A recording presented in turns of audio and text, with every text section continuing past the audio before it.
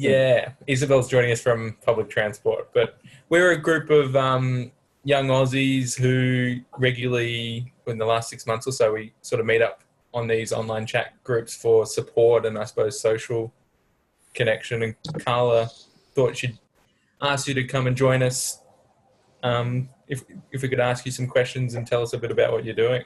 Sure. Thanks for taking the time. Oh, that's why I'm here. Well, part of my paid job at this point, so yeah.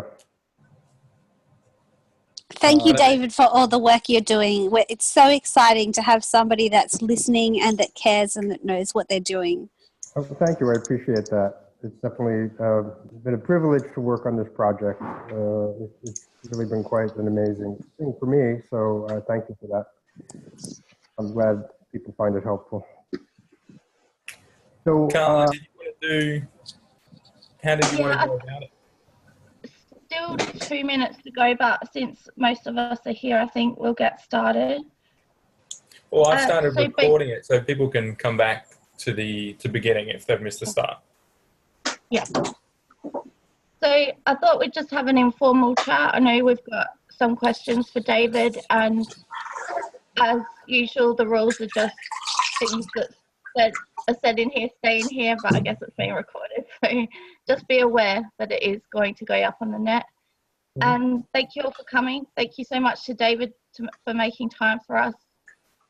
If anyone needs to jump out, if the symptoms flare up, that's fine. And yeah, I guess we'll just jump into it. So yes, as Emily was saying, David, thank you so much for doing this. We are amazed by your help, and I think to have someone who's well, who understands our plight, is just amazing. So yeah. Well, amen to that. Thank you. Thank you. So yeah, what can I tell you? I mean, I can talk, or you have questions you want me to answer? Well, yeah, I know we've got some questions. I was also hoping to hear about what you've been doing while you're in Australia, and maybe your meetings with the NDIA executives and things like that. And with Professor Lloyd. Okay, I'm not going to say more about my conversation with Professor Lloyd than what I wrote, because I wrote one thing and I'm going to write more. I'm reluctant to say more because I just don't want things to get translated or sort of put out there out of context. So, from what I said, it was a mixed conversation. He was very jovial and, pleasant and willing to answer my questions, except when he wasn't exactly. And so the conversation was more as I described it, but beyond that, I'm not going to say any more at the moment because I really need to just be careful about how I describe it and, listen, go over my notes and stuff like that. So, Sure.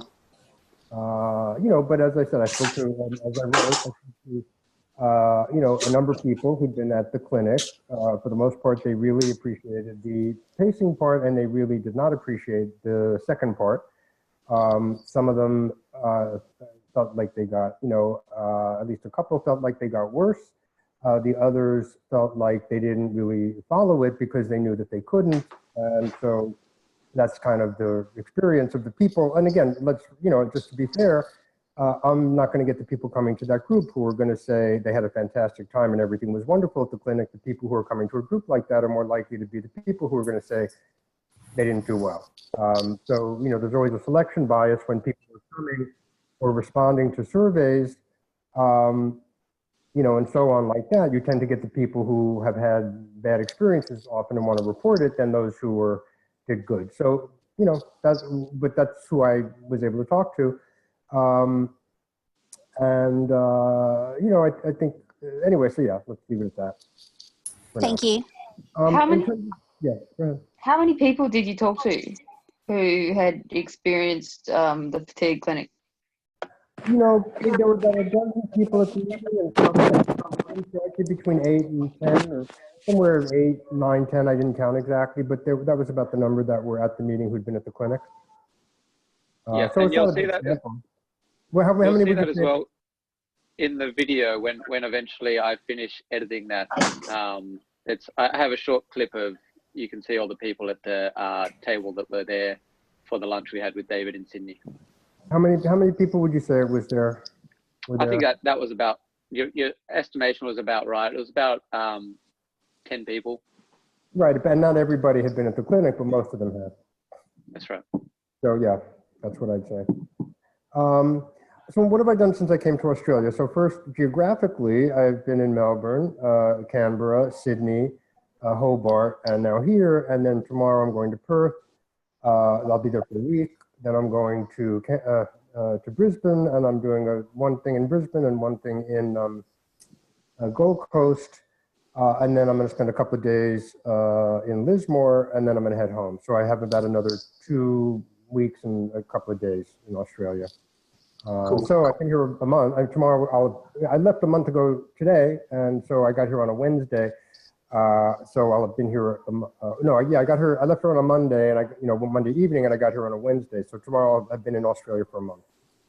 So in Melbourne, different cities were different because people had different. I basically, when I promised last year during crowdfunding that I would come to Australia, I really didn't have a plan for what I was going to do, but I figured it would be some combination of, meeting people to do some reporting, doing some media interviews or, press interviews if possible, and then maybe some lobbying or meeting with people to, so those are all somewhat different things. So I've done some of all of them. I've given a couple of lectures. I gave one talk, I guess, at Hobart, and then I'm doing that again tonight, and I'll do another one in Perth. And, I was on like an unrest panel in Melbourne, and I'm doing another panel, something in Brisbane. And basically what happened was when I then was organizing the trip, I basically left it up to the national committee, sort of appointed. I said, okay, well, I'm here really to try to do what you think I need is best or is helpful. I'd be interesting to talk to this and that kind of people, like people who've been to the clinic, and I'll try to talk to Lloyd, and so on. But really, I'm here to do what seems to be helpful for you. So sort of each person in the different states kind of set up what they, consulted with me and said, well, how about this? How about that? And I'm like, fine. And in some, I've made a couple of home visits to people who couldn't actually come to see me if they wanted me to, do a home visit. In Perth, a big reason for going there was to meet Alan Matthews, who was the one who, fought to get the case trial data released at the tribunal level. And he's gotten quite a bit sicker because that took such a toll on his health. So he can't talk, but I can at least meet him and spend some time with his mom. And I felt that, and then the Perth people, they have some other things they want me to do, but, I felt like it would be very rude or just not nice if I came all the way to Australia and then didn't make the extra effort to go to Perth and see Alan and say hi, because previously we'd had email communication. And then after the tribunal stuff, his health was so poor that he's not using email anymore. So that seemed important. In Adelaide, no, you're all from Adelaide except for Angus, or you're from around? Sydney. What was that? Sydney. In the country. All so over the this, place. so this is a Sydney. national, this is not a specifically Adelaide thing. Okay, so yeah, so basically, in Sydney, I can't even remember because it feels like, months ago.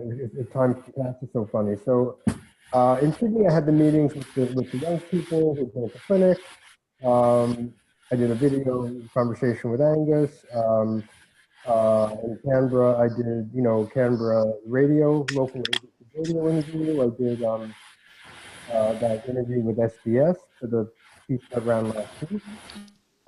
It wasn't in my strategy to cry in an interview. They grabbed that fun. And as soon as it happened, I like, okay, he's putting that in. Now I want to say that I'm okay, because I got a lot of concern from patients after that I'm about to have a breakdown, that I'm overpressured, that I'm doing too much, I need to take time to see the kangaroos and everything like that. I just want to say that nobody has to worry about my health, and everybody needs to worry about their own health much more than mine. And I was surprised to get so much concern about my health, although then I understood it, and it was very touching. But I really don't want anybody to spend time worrying about my health, because I, spent 30 seconds on camera getting teary-eyed. I was basically talking about an emotional thing that happened to me 2.5 years ago, and it's not how I generally feel about the project now. I mean, I do feel it's important, but that particular sentiment was something that happened to me in response to a particular email that I got. And so I got a lot of messages saying, "Oh, David, this isn't your fault, and you're not, all the stuff," and I know all that. So I appreciate the concern, but I just want to make sure everybody knows I'm really okay, and I'm not overworking myself. I like working, it's fine, and I'm healthy, and I can continue to do this. So that's one thing. However, I didn't realize, or I didn't anticipate that actually crying on camera is good for your crowdfunding.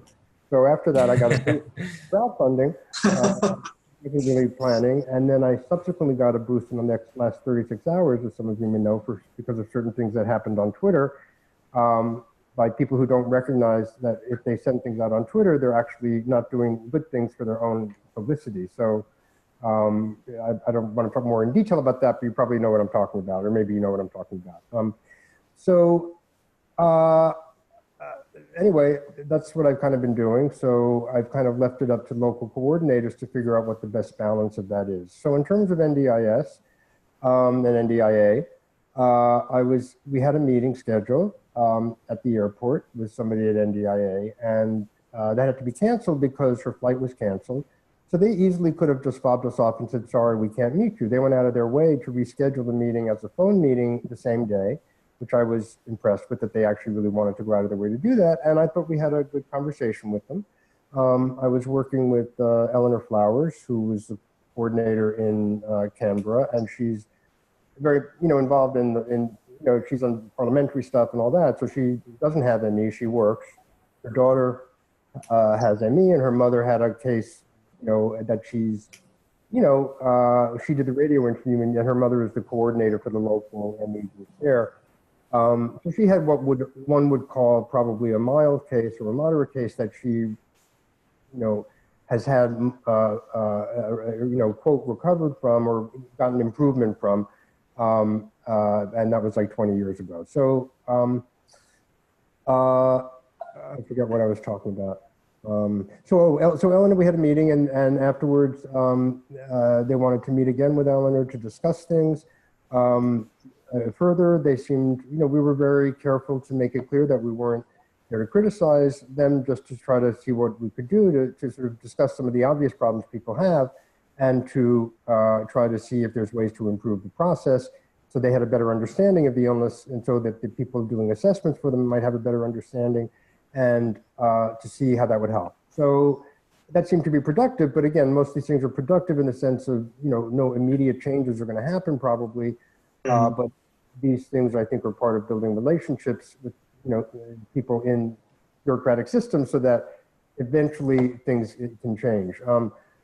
Yeah, so that was that meeting. One of the things that came out of that is that they're revising one of their lists of diseases or illnesses, and so they seemed open to discussing whether ME or MECFS or whatever one calls it can be included in that. But again, that will be for local people to sort of take to the next step. But I felt like there was sort of a door that was open there that maybe wasn't quite open before. So that was, felt like a good meeting. Why? Yeah. Sorry. What specifically were the kind of terms that you felt that those doors were closed before?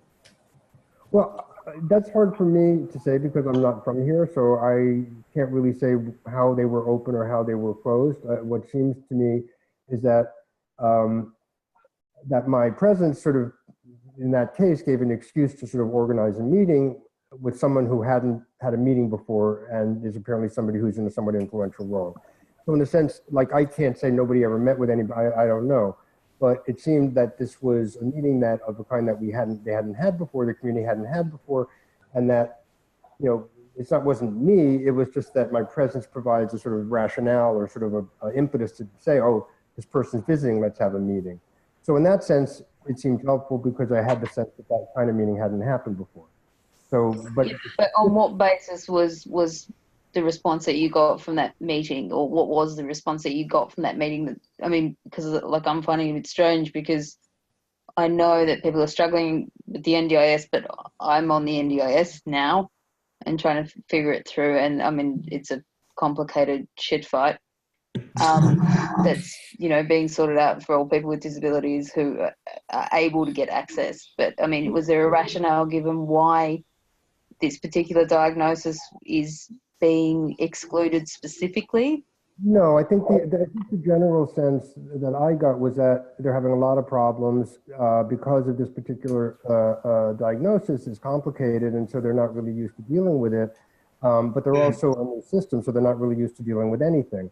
It sounds like. So, I had the feeling that they understood that there were issues in general and that there were specific issues associated with this illness. For example, some of the questions like, can you shower? Can you do this? Well, yes, I can shower today, but I can also do my laundry, but I can't do both on the same day.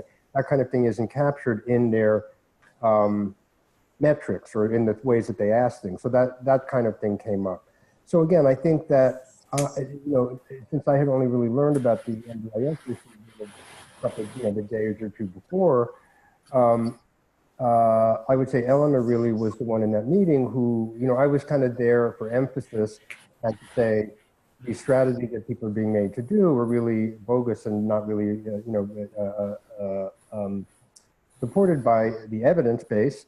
I think in terms of the specifics of NDIS and so on, we talked about some of that, but that will have to be kind of worked out in further meetings and so on and how they take it further. So in terms of any specific changes immediately, no, I don't see that. In terms of helping them deal with getting the process better over a period of time, yes, it seemed like it might be helpful in that way. We did talk about, again, some of the issues, the barriers that people have in accessing benefits, and some of those seem to be ones that are generic because they're working out the system, and some of them seem to be very specific to the situation that people find themselves in, like Susan Hutchinson, who was on the show. So, it's hard for me to say, not being from here, not being that familiar with the scheme, exactly what the follow-up will be, but I do think that the meeting itself created some impression, and that there will be opportunity to follow up. Just to jump in, I don't know, David, whether you can see, there's an option to select a grid. It's okay if you can't see that for who's asking you a question, but maybe for those of us. Yes, I can see you're asking the question. You can see the grid of everybody? I can see the grid of everybody on top, and then I can see my name, when you ask the question, whoever's asking the question is in the main window. Oh, okay. So you can see who asked the question. Okay. Was just in the main window. Now you're in the main window. Okay, cool. And you're Josh, right? Okay. Yeah, there's an option to choose speaker view, or speaker view sort of brings up a big window of whoever's talking plus some small ones up the top. That's what I have. Grid view, if you click on it once, gallery view, you can see everybody in an equally sized smaller square sort of thing. Okay, well, right now I get to see speaker view, but I'm reluctant to touch anything because if I touch anything, I'll accidentally turn the whole thing off or something and whatever. So now, Chris, you're in the speaker view, and Josh just was. Oh, hi. Okay. So, Josh, you were going to ask a question? No, I was just sort of, if you couldn't see who was asking a question, I was just going to mention who they are before they ask a question. Oh, no, I can see it. I can see the names, so that's good. I was going to ask, if you've got a sec, I was going to ask, so you are in Melbourne now, or you were in Melbourne, right? I was in Melbourne. I came to Melbourne first. Did you at all contact Michael Oldmeadow? Do you know about him? No, I don't think so. Okay. He's a pretty cool specialist in Melbourne.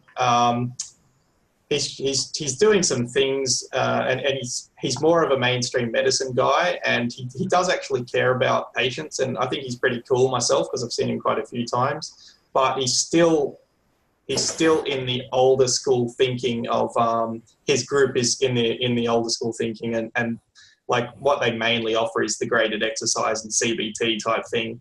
And when I was at one of the worst crashes of my life, and he was cool when I talked to him, and he really listened and stuff. But some of the staff that he had working with him were just, I can tell they have no idea about how any of this is, like zero idea. Like I've been dealing with, I've had CFS for 18 years, which is a long time. I've been in and out of hospital with it. And most of the times I've been in, only very few people understand anything about how it really is. And the others, it starts with, oh, this is interesting. We don't really know what's wrong with this guy. They do all the blood tests and everything, and they say, oh, it's normal, it's normal, it's normal. And it turns into, they start dismissing it. And then if you stay in long enough, they start to abuse you, basically, because it's all in your head, definitely. Oh, look, he's garbage. He's just making it up, you know. And I'm not saying, I just went off a little bit on the tangent there, but Dr. Oldmeadow's not like that himself. He does actually care about people. He's very cool. But some of the staff that surround him are all about the CBT graded exercise and pushing yourself and all that sort of thing. So I wondered, because they're trying to get a clinic going in Melbourne to help CFS patients, but I think they mainly focus on the CBT, the whole, you know, that whole mainstream sort of way of thinking, and it would be awesome if they could. Sorry, that whole cult of thinking. Yeah, and so it is, and it would be awesome if someone like you could have talked to them because they really think that's the only way, and they think everything else is rubbish, you know. Again, not Dr. Oldmeadow, he's cool, but some of his staff that surround his sort of. I mean, has anybody talked to him about saying, you know, why don't we have us do training for your staff about this stuff? I don't know. I talked to them myself when I was in hospital for 2 months. It's one of the worst crashes of my life, and none of them really wanted to. I told them a lot of things, but none of them really wanted to know about it that much. Right. But the doctor's the one you have to get on board. If the doctor says, listen, Snap, you have to listen to this. This is how we're going to change how we treat this. Yeah. Well, if the doctor's not telling them that, they're not going to listen to any patients. So I don't see, for me, I mean, I did try to talk, I'm in contact with a couple of doctors in Melbourne, but they were ones like this guy, Don Lewis, who's doing. He's great. Yeah, he knows what's going on. Yeah. And so more to try to get word out to other doctors. It's not really very, to talk to individual doctors who are on the wrong track is not really very efficient, because then you talk to them, but then that's just one doctor and all his patients, but what about all the other doctors? So there seems to have to be a forum for that. And the doctors have to be willing to listen. So really the doctors are willing to listen to their peers more than they are willing to listen to some American, you know, person probably coming in, or they're more willing to listen to their patients if they're good clinicians, even if they have the wrong mindset. A good clinician will listen to patients and we understand that the patients know more than the doctors do, but a lot of doctors don't do that. So I do think it's, you know, up to the patient community or to the organizations in a way to be using. I mean, that was one of the things I said to when people, you know, when I was coming, like, what's the best way to deploy me? That's for you all to figure out. So for example, at Hobart, when I gave my talk, there were, you know, probably 40 people there, and probably about 10 of them were medical people. Now, probably most of them already knew something or had some inclination that they knew a little more than a lot of the average doctors did, but maybe that way some of that information will percolate out, or, you know, hopefully, I mean, the idea for this to get public, you know, for example, in the US, the CDC, the Centers for Disease Control, which is our main public health agency, removed graded exercise therapy and CBT from the guidelines for this illness. However, because they're such dickheads, they haven't actually, you know, really made a big announcement. They've just sort of, you know, quietly, and they've said, you know, when I would ask them why they did it, and their rationale was that instead of saying, well, we advised people of the wrong thing, and we're really sorry that we relied on that horrible study, they said patients, people misunderstood what we were recommending, so we've changed our guidelines. Now, they haven't done what they need to do as public health people and gone out to all the medical centers and said, you have to change your own guidelines. You know, so there's disconnect sometimes between what the guidelines might be, even if they've changed, and what medical people are doing because the guidelines haven't reached them yet. So to some degree, that's an internal intra-community, and that's something that people have to do kind of locally, even though people are sick and it's all very hard. They have to figure out the ways to, and now there's literature, academic literature, that shows these things don't work. So for example, 2 weeks ago, or whenever, a couple of weeks ago, there was a new study published that I'm one of 7 co-authors on that basically debunks all the PACE findings, right? So that's something that people can give to their doctors and say, hey, no, this study shows that the main piece of evidence for graded exercise therapy is based on false information. Here's a study that really refutes those findings, and so I'm not going to do graded exercise therapy based on this, I mean, it's also up to patients. It's very difficult because why should patients have to educate their doctors? But unfortunately, to some degree, that's the situation you all find yourselves in. And I can provide writings and so on, but I can't obviously talk to individual clinicians, and I'm not sure what the best way to reach them is. News always reaches individual clinicians much later than it takes. It takes information of changes a while to sort of diffuse out to more people, including clinicians. So they're not reading the studies, they're just reading the headline in something, right? So for example, in the UK, when our study was published a couple of weeks ago, the headline on the article in the Times was 5 million pound study found and then worthless in quotation marks. So more doctors are actually are going to see that headline and possibly start to be influenced by it. And then if it gets followed up by patients saying, yeah, the new study was published out, so they get reminders of that, then are ever going to read any papers related to ME. So one thing patients could do is to take a photocopy of that headline from the Times and saying, hey, this is a new study, here's the news about a new study that came out that shows these treatments are worthless. So there's ways that you can think about to educate your doctors backed up by some things that have been done, before I'm ever going to get the chance to talk to them, if you know what I mean. Yeah.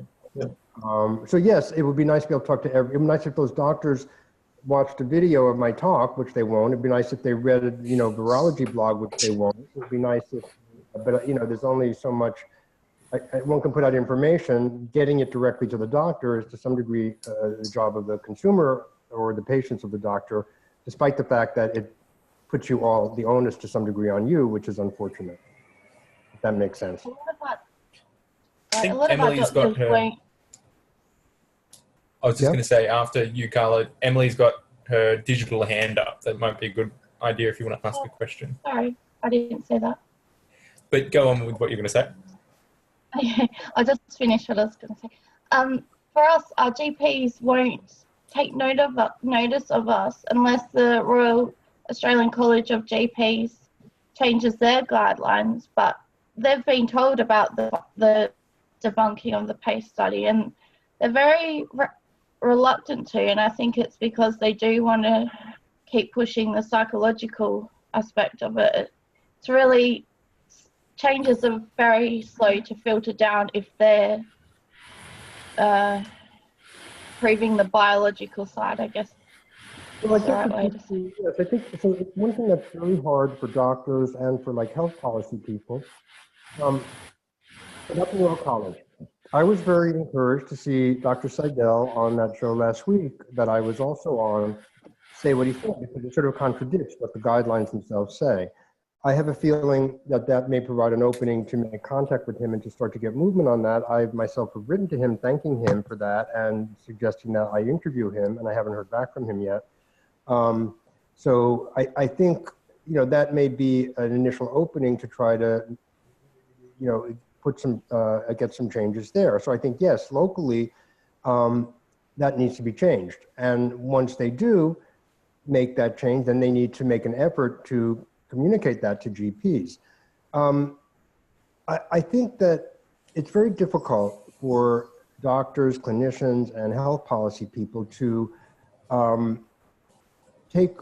be perceived to take away something or treatments that they perceive to be good, even though we know that they're not, without having anything else to offer them.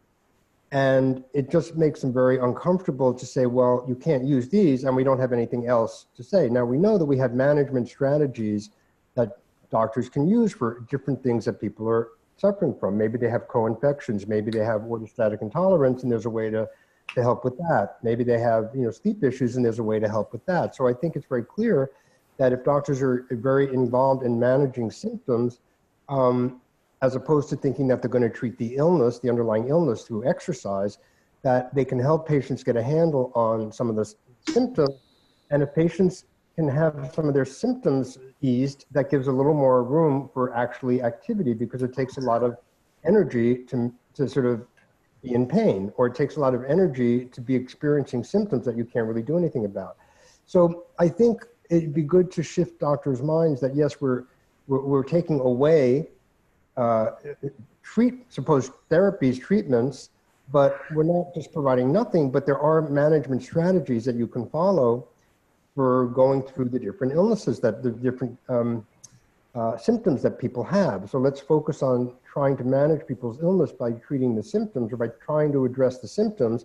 You know, before there was an HIV meds, people lived longer because doctors treated each particular opportunistic infection, as they called it. So if you got pneumonia because you had HIV or you had AIDS, you treat the pneumonia. So you don't die from the pneumonia.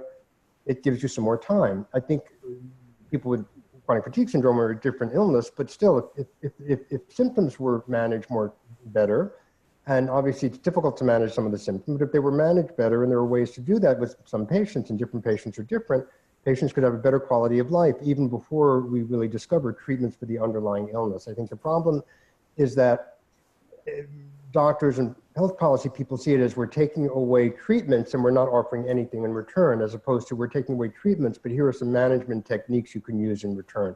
And I think that's one of the challenges with getting these treatments off guidelines, is that there's not a lot that's perceived to be able to be offered, even though there are management strategies for the symptoms that don't get talked about as much. And so I think, yes, I think locally a really good target would be to get you know, these things off the guidelines of the Royal College of GPs in Australia. And, you know, I'm hoping that Dr. Seidel's statement indicates that there's some opening to that at this point. And I'm sure that there's follow-up happening after last week's TV show that hopefully will maybe help lead to that. Wanted to ask you in terms of, well, that was where I was going with my question originally, was, well, that's the problem, is when you're taking away an answer, they do get very uncomfortable. Doctors don't like to be wrong about things. In terms of that, have you had much contact with Griffith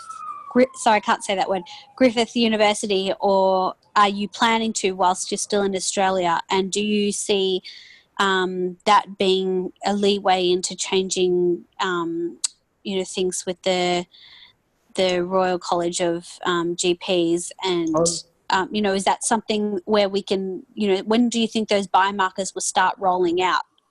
Well, so they say that they're near to a biomarker. Others say no, that they're not. I don't really necessarily think that they are. That's other biomedical researchers. So I'm not a biomedical person. I'm not a, you know, so I try not to be commenting too much on what's the right medical approach, or which, you know, there's a lot of groups working on a lot of different things. There's a lot of biomedical groups around the world, including, you know, in Australia, more than one, where they're all looking at different things, right? And all the groups sort of make noises sometimes about, oh, we think this might be a biomarker, that might be a biomarker. Griffiths has sort of gone fairly far in saying we're close to a biomarker. Whether they are will remain to be seen. If they are, they'll show their data, and then that will be accepted as being a biomarker, or, you know, however, whatever they're going to do. But it's not really clear yet until they actually show what they have. So yeah, I think these things work in tandem. My goal has been to try to tackle the GET-CBT paradigm, and as the more that gets discredited, the more room there seems to be being made and authority to biomedical findings. The more closer people get to a biomedical or biomarker, or the more robust the research seems to be, the more that casts light back on, let's, you know, just on pushing down the paradigm. that, people don't like. That seems to not be effective.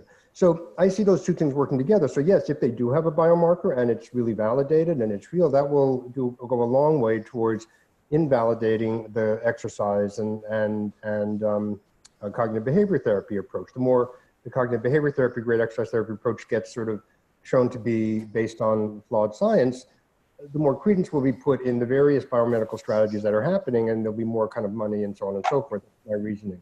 So yeah, if they actually have a biomarker that they can announce and that they show is valid, then that'll go a huge way towards convincing the medical profession that, maybe exercise and so on are not the right approach. But that's, posited on the fact that they are close to a biomarker and that they're going to have data that will show that. Now, unfortunately, as far as I understand it, I will be on Gold Coast for a day or a couple of days to do an event, but I think that the two lead researchers are away or will be away or something like that. So I'm not sure. I mean, I've had some communication by email in the past, so I think I won't be meeting with them as far as I know while I'm there.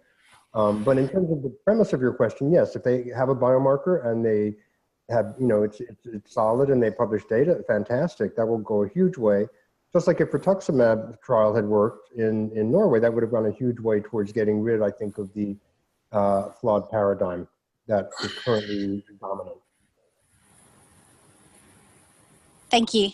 You're welcome. Well, I've got a question from someone who couldn't be here today, and it sort of does go on from what can we replace PACE with. I'll just read it out so I don't mess it up. So what are your thoughts on Mark Van Ness and Stacey Stevens' work, exercise physiologists who work with CFS patients? They're using heart rate monitored pacing and graded activity and or exercise for CFS patients. However, their results prove PEM is physiological. They can also diagnose... Say that again, the results what? Their results prove that PEM is physiological. Mm-hmm. And they can also diagnose ME/CFS in patients using the 2-day cardiopulmonary test. Right. So what's the question? What do I think of that? Yeah, what do you think of their work? Well, I think their work is good. And, again, I'm not a biologist and I'm not a medical, person. So, but from what I can tell from talking to other people, it's pretty solid, and that's a reasonably good diagnostic test. The problem is that there's a lot of ethical issues involved with administering that diagnostic test, because it's designed to make people worse, so you can measure that they're worse. That has, doctors don't and researchers don't like to make people worse, and in fact, it puts them at certain legal risk. So there's a huge ethical bar towards something like that being adopted as the standard of care, because basically, you're going to make people worse. Now, a lot of patients, my understanding is that patients like in the US will go through that because it's a way for them to prove something, that they're getting disability benefits or other benefits, that there's something physiologically wrong. And when they agree to that, they know that they're going to make themselves worse for the sake of proving that. So if I were a patient, I can't say if I were a patient because I'm not, but if I can understand why a patient would make that choice, but I can also understand why research ethics committees might be very concerned about it, and why doctors might be concerned about using it without, again, most tests do not make people worse for you to get an answer. This one does. The only reason you can get an answer is because you've made somebody worse. You've made somebody have a crash, right? So yes, that's difficult to ask patients to do, and it's challenging for doctors or researchers to be doing that. But it's sort of a catch-22. You can't, unless there's another way to prove it, that may be the best way we have, and it may be something that patients, will choose to submit to for purposes of proving that they're sick. It's unfortunate that so far that's the only way we have. One of the things that I find exasperating about some of the responses from those who support GET and CBT, and it's often, well, we have nothing better. Well, one of the reasons why we have nothing better is because most of the money has been hijacked in a direction of doing further studies on, CBT and GET, which we don't need. From my perspective. So, it's sort of like, Well, of course, we don't have the research we need because there's been no money for it because you've spent £5 million on your PACE trial. And then you spent £250,000 defending the right not to release any of the data, which could have gone to research. So, you know, the argument that there's nothing better is true. The reasons why are, you know, it's not just because, oh, we haven't found anything better, it's because we haven't researched anything better sufficiently. True. So I think the work is good. It's just, it's a challenge to anybody to ask patients to go through it. Do you think the medical profession could ever accept the pacing strategy? It's unfortunately named, but the heart rate monitoring and working within your energy envelope and things like that, because it's not really a medical test. Well, or medical. One of the difficulties of testing something like pacing, so in the PACE trial, they claimed to be testing pacing, but they weren't. They were testing their operationalization of pacing. Once you operationalize something, it's no longer what it was, right? If you have something that's a self-help mechanism and you add therapists and daily diaries and check-ins and, you know, a whole kind of superstructure around it, it's no longer pacing, it's something else. Once you have a therapist involved, again, it's not pacing, it's a therapeutic intervention, which pacing is not. So sometimes it's described as, well, they tested these treatments. Well, pacing was never a treatment. It's just the management strategy for patients. So to test it as a therapy inevitably distorts it and makes it into something else. So all that PACE can say, I mean, if you took everything at face value in PACE, you could say, well, we tested graded exercise therapy, cognitive behavior therapy, and adaptive pacing therapy. You could never say you tested pacing because you didn't. You tested your own way in which you turned that into a therapy. And that's all you've tested. So it has nothing to do really, or minimally to do with the way people pace themselves on their own. So I always get irritated when I see that PACE studied pacing. It did not. I think doctors, it would be good. I think that, you know, there's not really evidence except from patients themselves saying that heart monitors work to, you know, but I mean, that seems to be that when they use the heart monitors, patients can stop themselves and maybe they get a little more, you know, I think when people pace, it's a very crude thing. You're sensing your body's symptoms and then you're stopping at the moment you think you know, sort of gotten close to your thing. You're trying not to go over, but it's sort of a crude, I mean, people are aware of their body sensations, but it's not, you know, people may not be taking full advantage of their pacing capacity, right? Because they may be worried about going too close to the borderline. So if we knew that if heart monitors really do work to kind of smooth out people and so prevent them, you know, getting that little extra marginal benefit from pacing that they might, because they know exactly where to stop, and knowing exactly when to stop and not having to judge, oh, maybe, you know, maybe just going a bit over, so you're avoiding a bit of a relapse, you know, that may be, for now, the best way for patients to be pacing, but get the maximum use of the energy that they have. That's what people seem to be finding when they use them, but there's no sort of study that sort of proves that that's the case at this point. So, but I think that does seem to be, if we accept that pacing is probably the best strategy at this point, then probably pacing with a monitor is the strategy that would give patients the most use out of their pacing. I don't know how you get doctors to sort of sign on to that until we have research that actually, you know, shows that that's the case.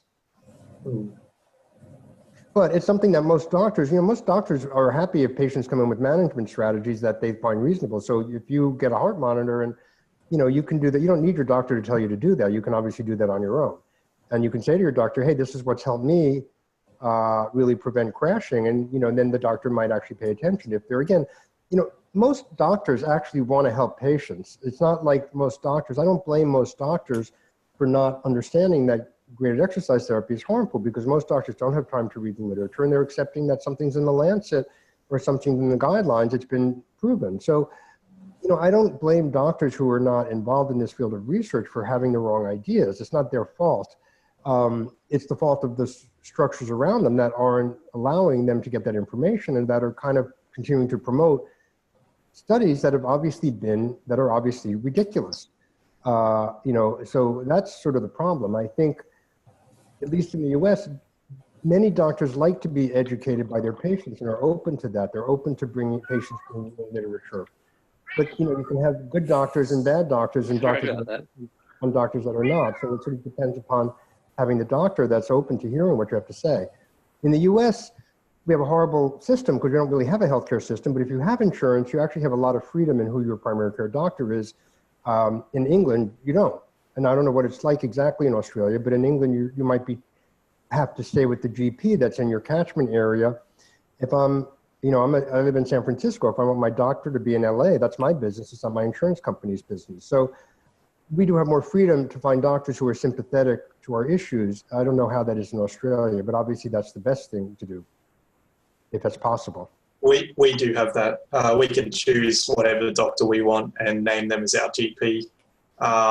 I believe, anyway. I don't think there's any limitations. I've never really heard of that before. My doctor is in Mossman, which is about 90 minutes away. Not sure if you've heard of Mark Donahoe, but he's one of the best biochemistry-wise. He is right up with all the latest stuff. He's really interested in the OMF and what they're doing over there, and he's incredibly smart, that guy, and he's really against anything and anyone that uses PACE. So, because he knows that it's very, very biochemistry based, and he's an awesome dude. He's one of the best in Australia, and I always recommend people go to him if they can afford it, because he's incredibly expensive.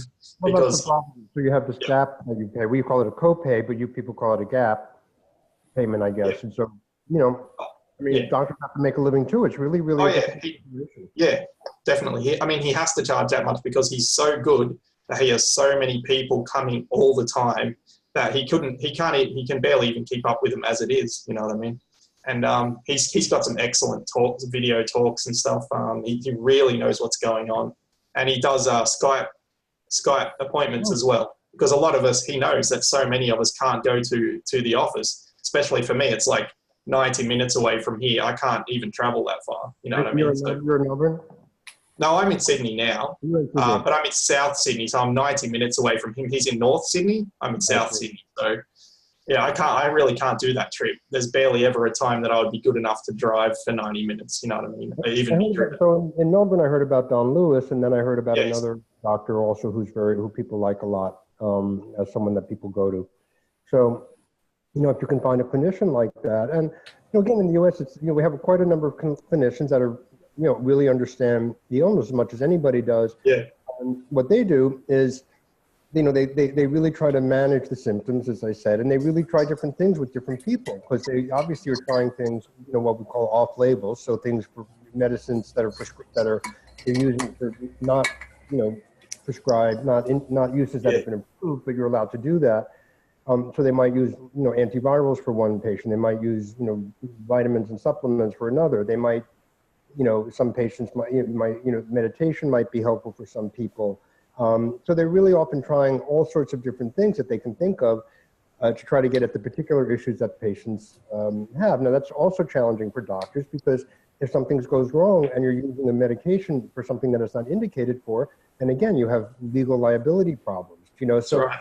It's really challenging for doctors, and I have great empathy for the ones who really are desperately, some people look at doctors who are trying anything and say that they're quacks. Other people look at them and say, I see desperate clinicians desperately trying to do anything for their desperate patients. Some of them may be quacks as well, or some of them may be really really trying things they know can't possibly work, but I think others are obviously legitimately trying anything that can be possibly work, sometimes at the risk to their own legal and then they have legal exposure, so it's really challenging for doctors in this field. And I'm not surprised that a lot of them, get turned away, get turned off from working with, patient populations that present very complicated issues that they really don't know what to do with. So there are some clinicians, and they can be hard to find them. And as you say, they're overbooked, and it's expensive. So it's really limiting people in terms of, socioeconomics. True. Systems are not prepared usually to handle complicated cases of anything. It's not just medical systems, legal systems. It's easier if things are cut and dried, and this is not a cut and dried case. We'd love to chat to you forever, but I'm sure we'll have to come to an end at some stage. I'm not sure how much time we've still got with you. Is it? Whatever. I mean, it's 4:15. I'm not in any rush. If there's more questions you have, it's more. I get more concerned about people getting, doing too much than myself. So, if there's more questions, I'm happy to answer them. If you want to, I don't have to be in Australia to do this. If you want to, we can do this some other time as long as I can figure out the time and I can figure out if someone's around me to help me do the technology. We can schedule one, in a month or whatever. It's fine with me. But if there's any more questions now, I'm happy to, or anything else you want me to talk about, that would be helpful. I've got one question, unless anybody else has one. Go, jump in. I'll ask one, but you go first, Josh. Oh, you go. Oh no, well, mine's just a basic question of I guess what David's writing next, because when last we spoke, he was briefly talking about the Prof Lloyd article that is since published. So I mean, I know there's more to come on that, but I thought what next he's working on was interesting for me. I'm sorry if my cat's been meowing this whole time. Oh, that's okay. Well, basically, part of the problem is that there's, every time I turn around, there's something else that I haven't written about, that I have to write about. So, I mean, I do have some more things, to write about, Andrew Lloyd's work. I am interested in the online protocol for health professionals. And I am, I'm not sure how much more I'm going to write while I'm in Australia, just because I just have, I mean, so then there's basically for a long time, I've been supposed to write something about the Cochrane reviews. So that's a whole thing to write about because one of the problems is that, PACE, I think people sort of now say, well, even if there are problems with PACE, everybody now falls back on the fact that the Cochrane reviews say that, confirm the PACE findings. There's a lot of huge problems with that particular argument. So for those who don't know, everybody know what the Cochrane reviews are? No, yes, the Cochrane reviews are the Cochrane collaboration or collaborative is kind of a worldwide thing, but it's based in the UK of they do what they call systematic reviews or meta-analyses of treatments for illnesses.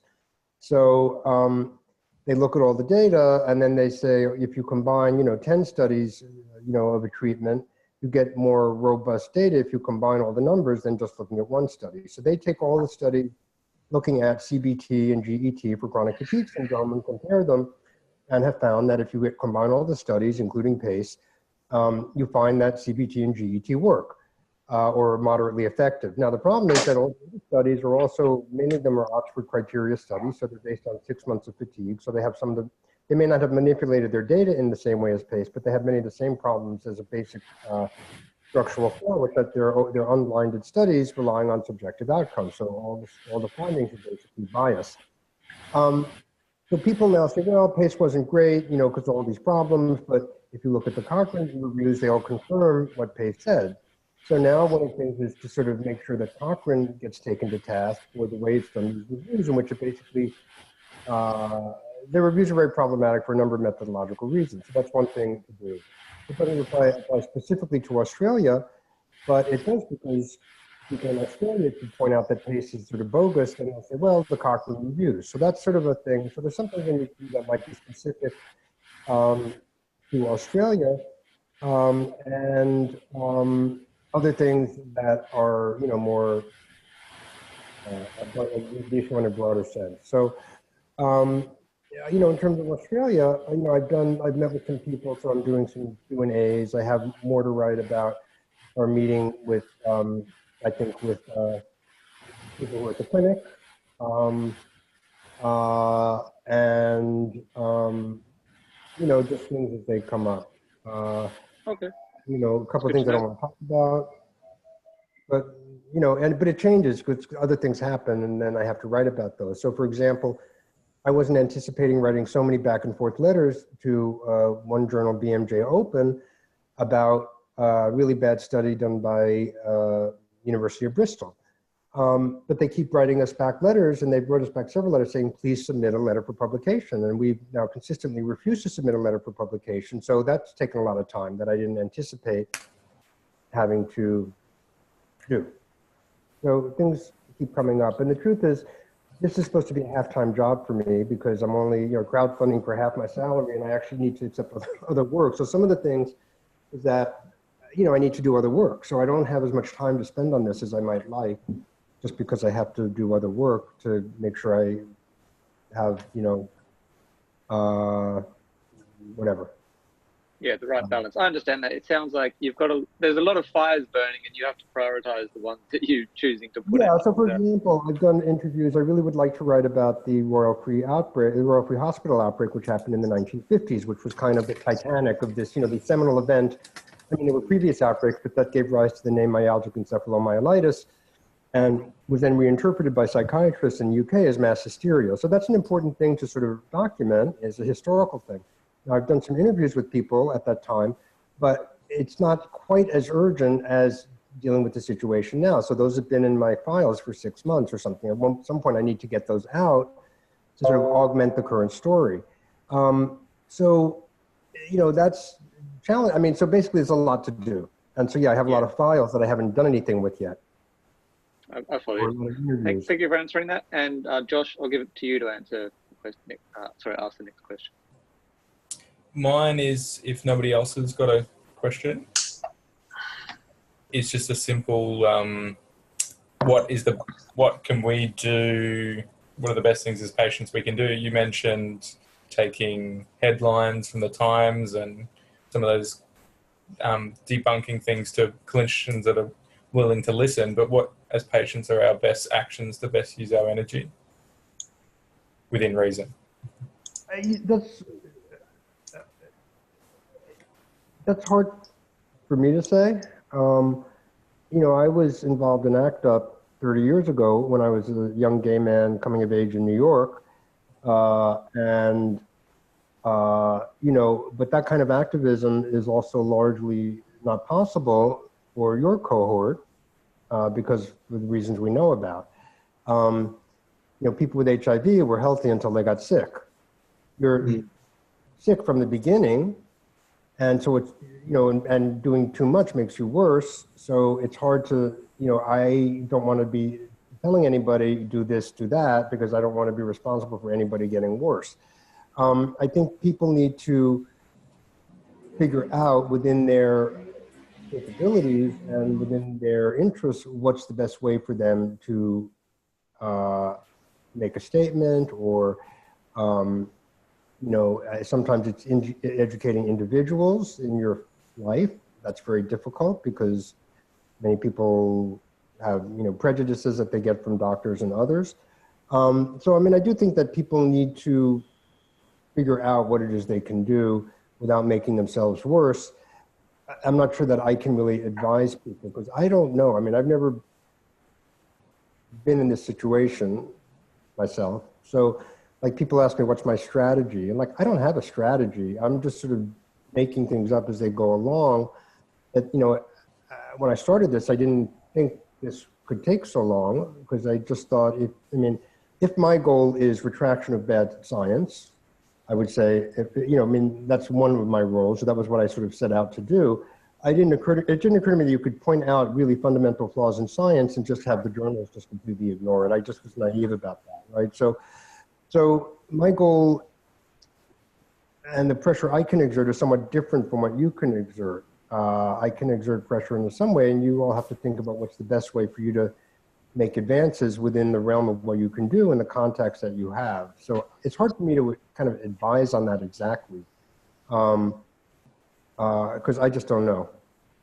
I'm doing what I can with the skills and the context that I have. What other people should do, it's hard for me to exactly say. I know many of us really appreciate your work. Thank you so much. Oh, definitely. Thank you. Amazing. Yes, I think you add a lot of legitimacy to our cause, and being someone who is intelligent and has influence, I think, is a massive, Well, you're a massive asset to our cause. I sort of want to say that I really only piggybacked on the work already done by patients by the time I had started looking at this. Patients had really picked apart the study. I was able, I think, to raise the profile of the issue and in particular use my academic contacts to bring in people who might not otherwise have looked at it and who once they did were horrified by the trial.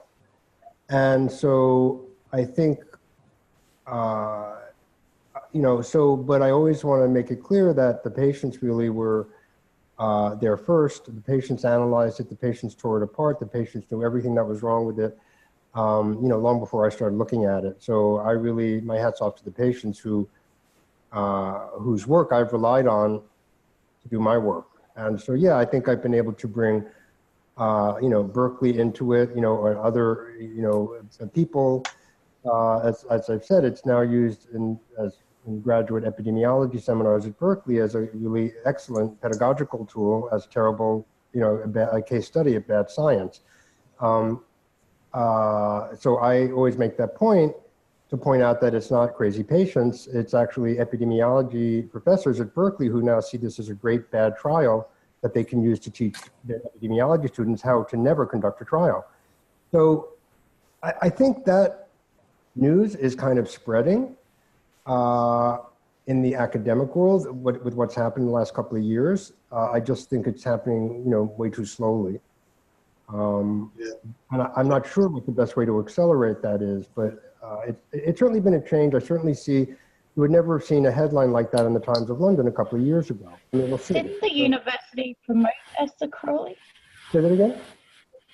The university, Esther Crowley works at it, gave her a promotion after this came out.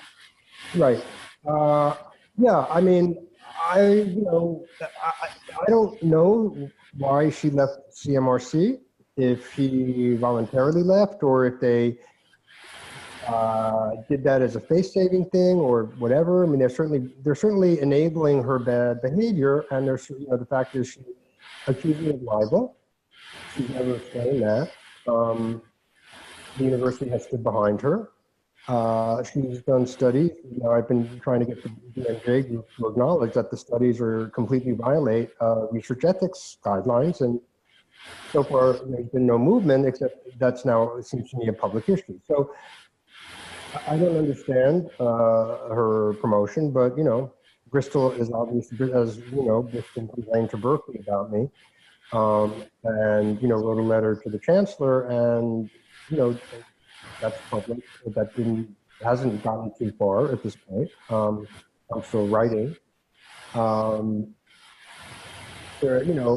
anyway, but yeah, I can't.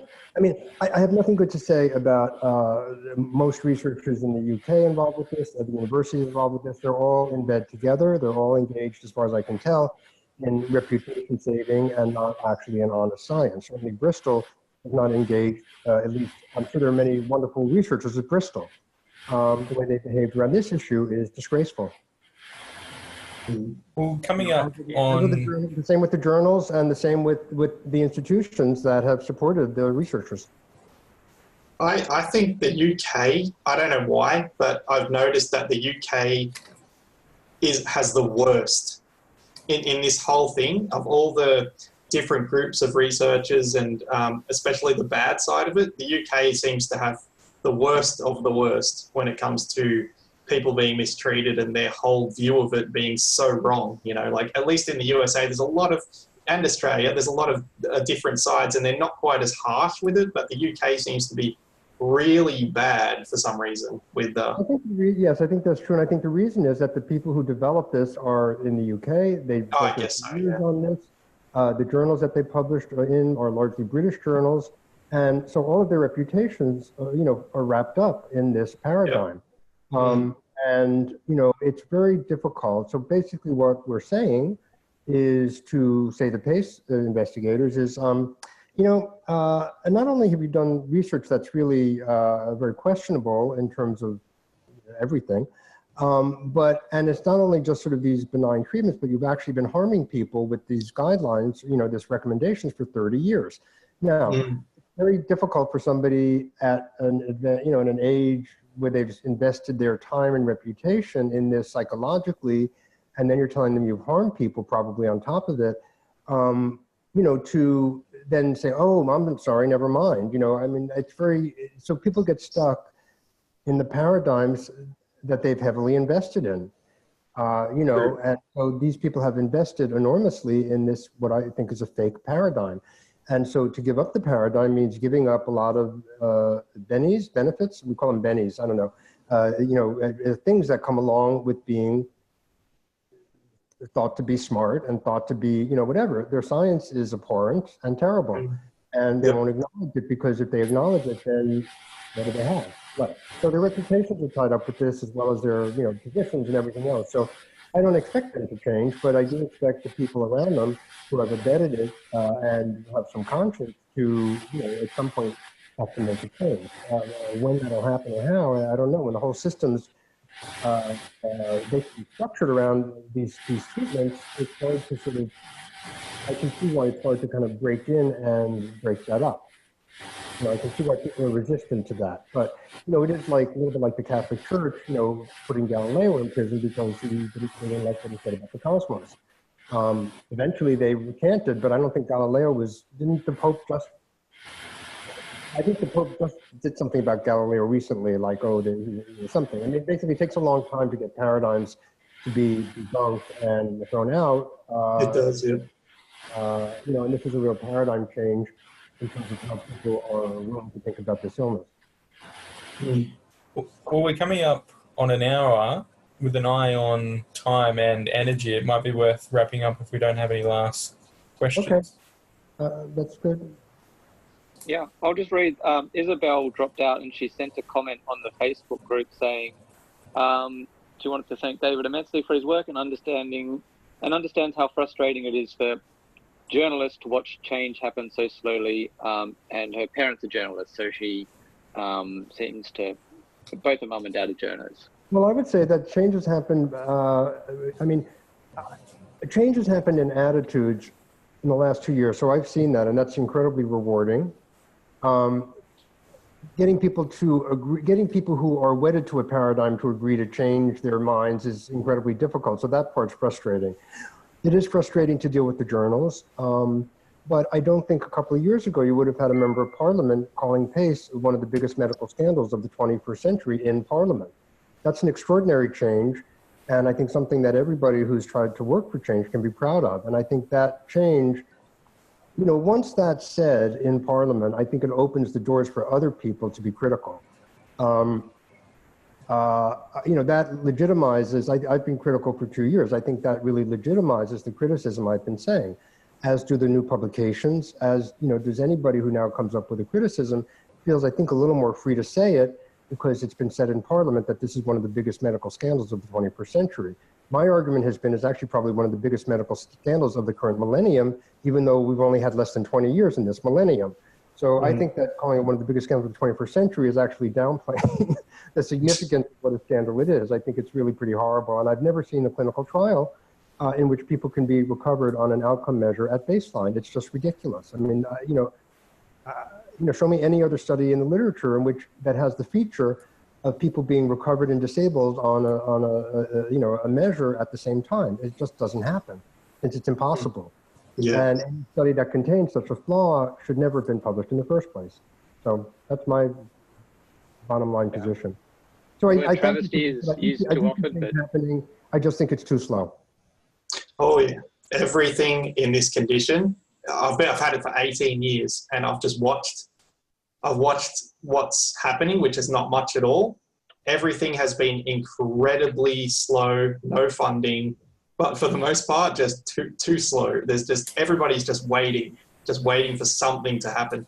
I have spent my whole life savings. I've done everything I possibly can. My doctor, Donahoe, said that he's never seen anybody do as much as I have for themselves, like a patient, because I've gone beyond anything to try and get better. Like I guess I'm still pretty much housebound, but I'm only as good as I am because of all the scientific research and medical research and natural health research and dietitian and nutritional research I've had to do to stay afloat.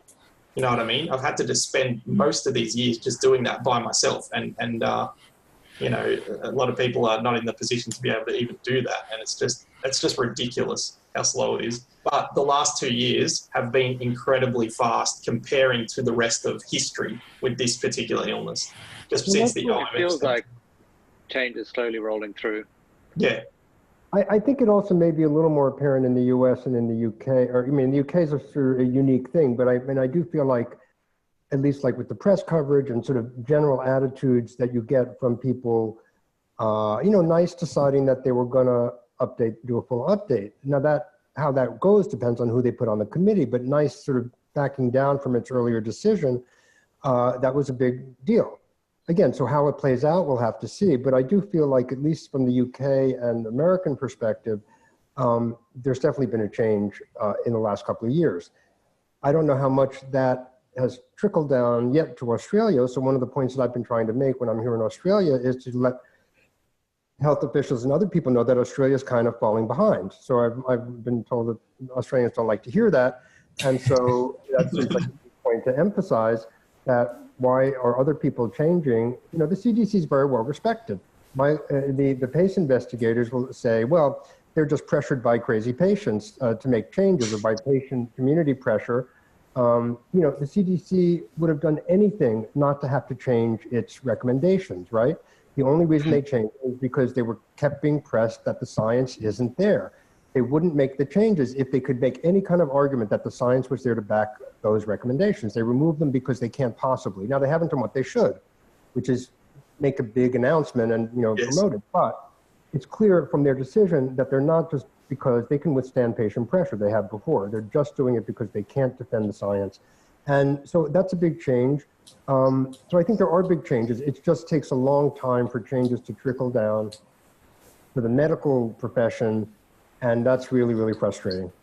And the changes are at the top are why I'm, you know, one of the reasons I'm continuing my crowdfunding or trying to do another year is because there's been momentum, but I want to make sure the momentum is solid enough that it has its own whatever. So I think had I felt at this point that there was just so much huge movement that, you know, other people, you know, whatever, that but I still feel like I need to at least another year be doing this and sort of try to keep making a push. And maybe by next year, the momentum will seem more inexorable or more unstoppable. You know, or maybe there'll have been a biomedical breakthrough by then. So that, you know, I think that it's important to keep pushing, but I think it's hard to say to patients who've been sick for 18 years to say, you know, be patient. I don't mean be patient exactly, but I mean, there has been movement. Things change only as fast as they change. And it's really frustrating, but if you can hold on to some kind of hope, you know, I think there are things, I think, you know, I don't know that there'll be a difference now till next year and whatever, but I think if we look from now to 5 years, we're going to see a big movement in this disease. That's my guess, which is asking a lot to somebody who's already been homebound for 18 years. But, you know, I don't have other hope to offer except that.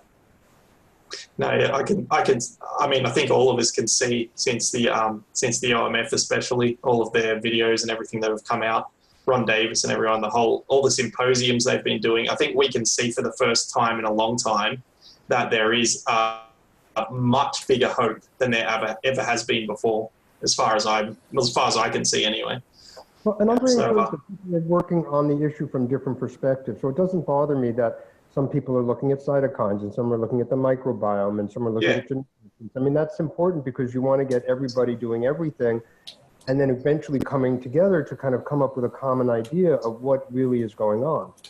The only people who are participating in that are those who continue to do the same studies of CBT and GDT and pretending that that actually is meaningful. It's not. You know, I don't.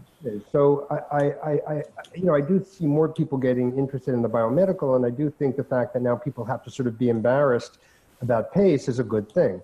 Nobody's really citing PACE anymore as a thing. They're just now saying, well, Cochrane reviews or other studies back up the PACE findings, so probably they're okay. Nobody's coming out and saying, oh, PACE is wonderful. You know, it's been removed a little bit from the thing. They're just desperately trying to hold on to their positions to not look like the complete assholes and idiots that they are. Yep. That's my feeling. Yep. Yep. It's ignorance to think along those lines. From now on, it's absolute ignorance, if not idiocy, to think along those, that's a good idea.